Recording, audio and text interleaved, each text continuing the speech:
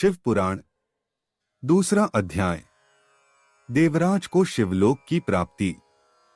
चंचुला का संसार से वैराग्य। श्री शौनक जी ने कहा, आप धन्य हैं सूत जी, आप परमार्थ तत्व के ज्ञाता हैं। आपने हम पर कृपा करके हमें यह अद्भुत और दिव्य कथा सुनाई है।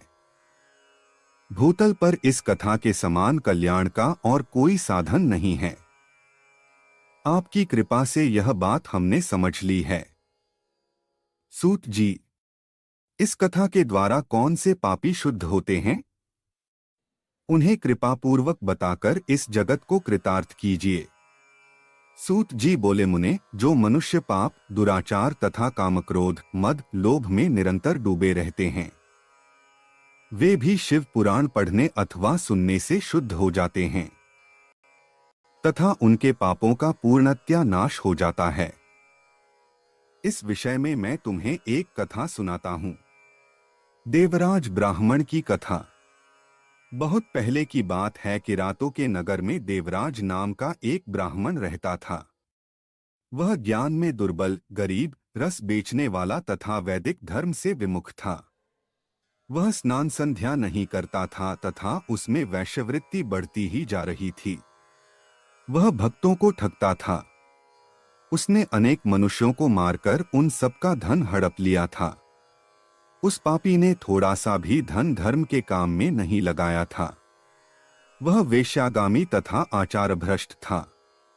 एक दिन वह घूमता हुआ दैवयोग से प्रतिष्ठानपुर झूसी प्रयाग जा पहुंचा। वहां उसने एक शिवालय देखा जहां बहुत से साधु महात्मा एकत्र हुए थे। देवराज वहीं ठहर गया।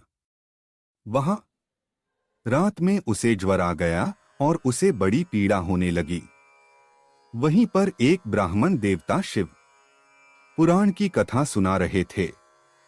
ज्वर में पड़ा देवराज भी ब्राह्मण के मुख से शिव कथा को निरंतर सुनता रहता था। एक मास बाद देवराज ज्वर से पीड़ित अवस्था में चल बसा। यमराज के दूत उसे बांधकर यमपुरी ले गए। तभी वहां शिवलोक से भगवान शिव के पार्षद गण आ गए। वे कर्पूर के समान उज्ज्वल थे। उनके हाथ में त्रिशूल, संपूर्ण शरीर पर भस्म और गले में रुद्राक्ष की माला उनके शरीर की शोभा बढ़ा रही थी।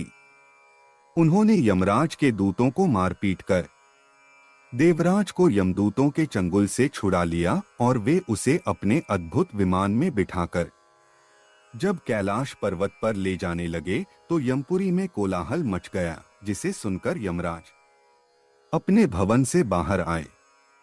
साक्षात रुद्रों के समान प्रतीत होने वाले इन दूतों का धर्मराज ने विधिपूर्वक पूजन कर ज्ञान दृष्टि से सारा मामला जान लिया। उन्होंने भय के कारण भगवान शिव के दूतों से कोई बात नहीं पूछी।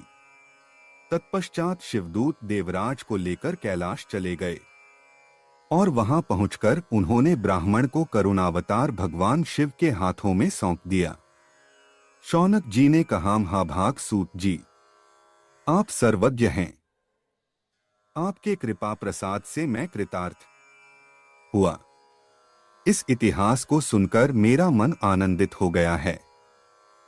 आथ भगवान शिव में प्रेम बढ़ाने वाली दूसरी कथा भी कहिए। शिव पुराण दूसरा